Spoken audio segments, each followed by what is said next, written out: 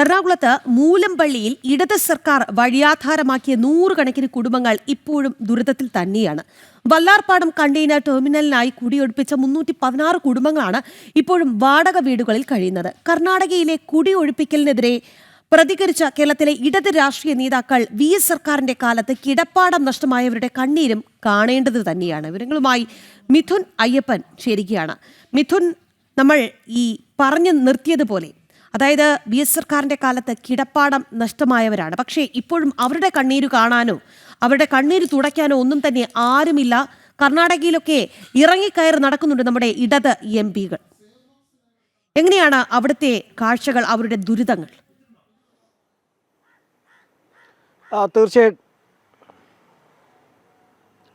തീർച്ചയായിട്ടും നമുക്കറിയാം, ഈ ഭരണമുള്ള കേരളത്തിൽ നിലപാടൊന്ന്, ഭരണമില്ലാത്ത മറ്റു സംസ്ഥാനങ്ങളിൽ മറ്റൊരു നിലപാട്. അത് CPM എക്കാലത്തും സ്വീകരിച്ചു വന്നിരുന്ന ഒന്ന് തന്നെയാണ്. അത് തന്നെയാണ് ഇപ്പോൾ ഈ വിഷയത്തിലും കാണാൻ സാധിക്കുന്നത്. 2008 ഫെബ്രുവരി 6-നാണ് ഈ മൂലംപള്ളിയിൽ ഏതാണ്ട് 316 കുടുംബങ്ങളെ കുടിയിറക്കിയത്. അവർക്ക് വ്യക്തമായി ഈ കുടിയിറക്കുന്നതുമായി ബന്ധപ്പെട്ട് വ്യക്തമായിട്ടുള്ളൊരു പദ്ധതി അവർക്ക് മുന്നിലുണ്ടായിരുന്നില്ല. അവരെ പുനരധിവസിക്കുന്നതുമായി ബന്ധപ്പെട്ട് യാതൊരു പ്ലാനും ഇല്ലാതെയാണ് പൊടുന്നനെ ഈ 316 കുടുംബങ്ങളെ അവിടെ നിന്ന് കുടിയിറക്കേണ്ടി വന്നത്. അത് വലിയ രീതിയിൽ കേരളം ചർച്ച ചെയ്ത ഒരു സംഭവമായിരുന്നു. പക്ഷേ ഇന്ന് കർണാടകയിലടക്കം മറ്റ് പല സംസ്ഥാനങ്ങളിലും ഈ കുടിയിറക്കുന്നവരെ അല്ലെങ്കിൽ മറ്റൊരുത്തിൽ അനധികൃത കയ്യേറ്റക്കാരെ എല്ലാം പല വിധത്തിൽ അവിടെ നിന്ന് മാറ്റുമ്പോൾ അവർക്ക് വേണ്ടി ഈ ഒരു ബുൾഡോസർ രാജെന്ന് ആരോപണം ഉന്നയിക്കുകയും അതുപോലെ തന്നെ JCBക്ക് മുമ്പിലേക്ക് എടുത്തു ചാടുകയും ചെയ്യുന്ന ഇടത് നേതാക്കൾ ആരും തന്നെ അന്ന് അവർക്ക് വേണ്ടി, മുല്ലമ്പള്ളിക്കാർക്ക് വേണ്ടി അണിനിരന്നില്ല എന്നുള്ളതാണ് ഏറ്റവും പ്രധാനപ്പെട്ട കാര്യം. പിന്നീട് ഏറെ സമരങ്ങളും ഏറെ പ്രതിഷേധങ്ങളുടെയും ഫലമായാണ് അവർക്ക് വീട് വെച്ച് കൊടുക്കാമെന്നും അതുപോലെ തന്നെ ഒരാൾക്ക് ജോലി നൽകാമെന്നുള്ള വാഗ്ദാനമെല്ലാം ഉണ്ടായത്.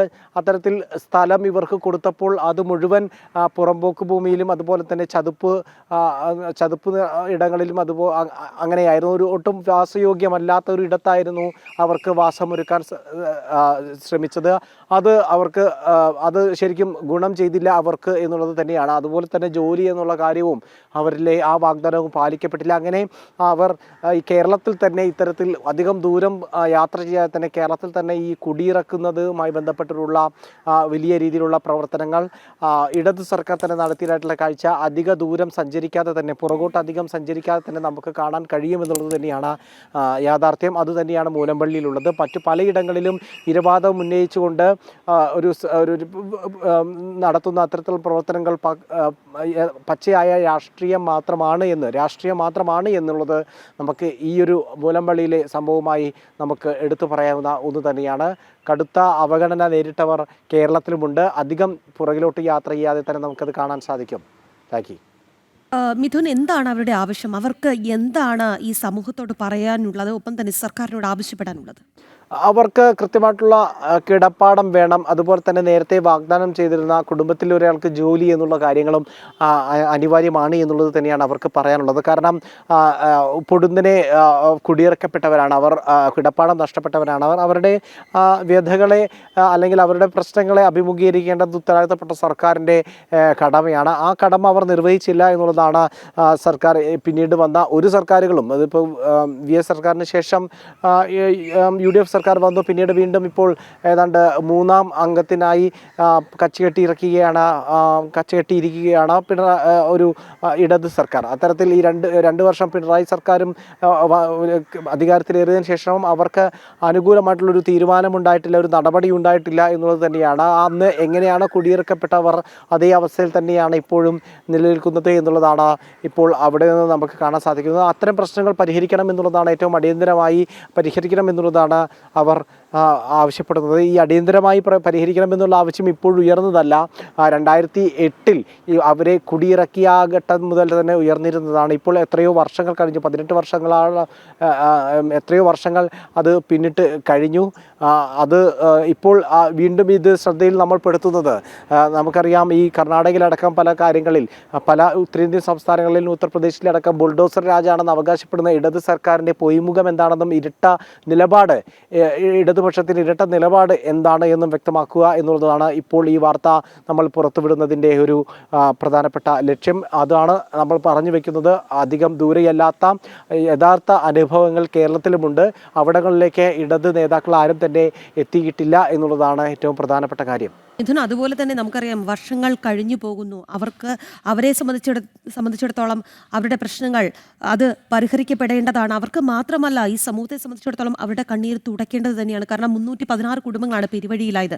എന്തായാലും ഇന്നിപ്പോൾ ഈ തെരഞ്ഞെടുപ്പ്, തദ്ദേശ തെരഞ്ഞെടുപ്പ് കഴിഞ്ഞു, നിയമസഭാ തെരഞ്ഞെടുപ്പ് വരുന്നു. ആ ഘട്ടത്തിൽ പോലും അവരുടെ പ്രശ്നങ്ങൾ ഒരു തെരഞ്ഞെടുപ്പിലും അല്ലെങ്കിൽ ഒരു വേദിയിലും ചർച്ചയാകുന്നില്ല എന്നുള്ളതാണ്.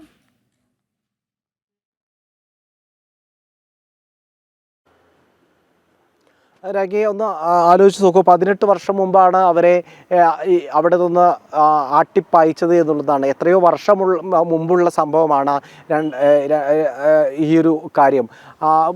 ആദ്യഘട്ടത്തിലെല്ലാം തന്നെ മറ്റ് രാഷ്ട്രീയ കക്ഷികൾ അവർക്ക് അനുകൂലമായി അവരുടെ പ്രശ്നങ്ങൾ പരിഹരിക്കണമെന്നുള്ള ആവശ്യവുമായി മുന്നോട്ട് വരികയും എല്ലാം ചെയ്തിരുന്നു. കാലക്രമേണ അതിൻ്റെ ഒരു വാല്യൂ നഷ്ടപ്പെട്ടതായി, അതായത് അവർക്ക് മുതലെടുക്കാൻ കഴിയാവുന്ന അവസ്ഥയിൽ നിന്ന് ആ വിഷയം ചോർന്നു പോയി. അതുകൊണ്ട് തന്നെ രാഷ്ട്രീയക്കാരും അവരെ മറന്ന മട്ട് തന്നെയാണ് ഉള്ളത്. അതുകൊണ്ട് തന്നെയാണ് ഈ 316 കുടുംബങ്ങൾ ഇപ്പോഴും വഴിയാധാരമായി കിടക്കുന്നത്.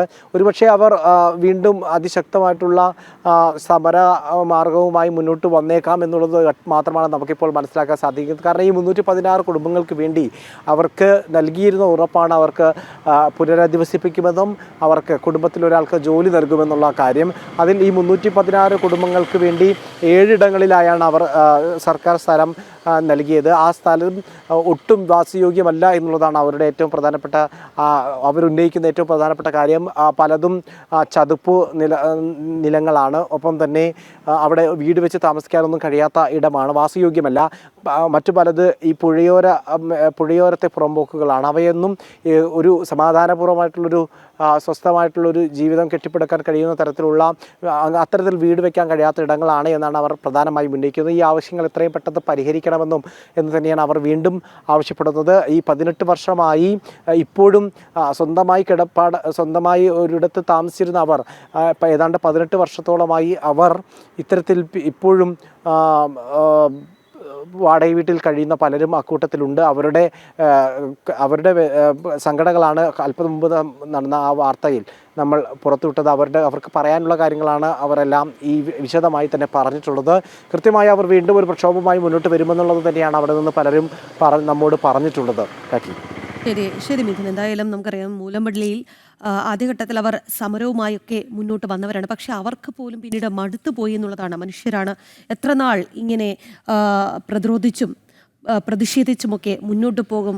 ഒടുവിൽ അവർ പിന്നീട് പുനരധിവാസ പാക്കേജൊക്കെ പ്രഖ്യാപിക്കുന്നു. പക്ഷെ അതൊന്നും തന്നെ പൂർണ്ണമായും നടപ്പാകുന്നില്ല. അവർ വല്ലാത്തൊരു ദുരിതക്കയത്തിലാണ് എന്നുള്ളതാണ്. മൂലമ്പള്ളിയിൽ ഇടത് സർക്കാർ വഴിയാധാരമാക്കിയ 316 കുടുംബങ്ങളാണ് ഇപ്പോഴും പെരുവഴിയിൽ കിടക്കുന്നത്. നമുക്കറിയാം കർണാടകയിലൊക്കെ ബുൾഡോസർ രാജെന്ന് പറഞ്ഞ് റഹീം അടക്കമുള്ളവർ അവിടേക്ക് ചെല്ലുന്നു, അവരുടെ കണ്ണുനീർ തുടയ്ക്കാനൊക്കെ ശ്രമിക്കുന്നുണ്ട്. പക്ഷേ ഇവിടെയുള്ളവരുടെ കണ്ണീർ കാണാനൊന്നും ഇവർക്ക് സമയവുമില്ല, അവർക്കൊരു പരിഹാരം കണ്ടെത്തി കൊടുക്കാൻ ഇവർക്ക് നേരവുമില്ല, താല്പര്യവുമില്ല എന്നുള്ളതാണ്.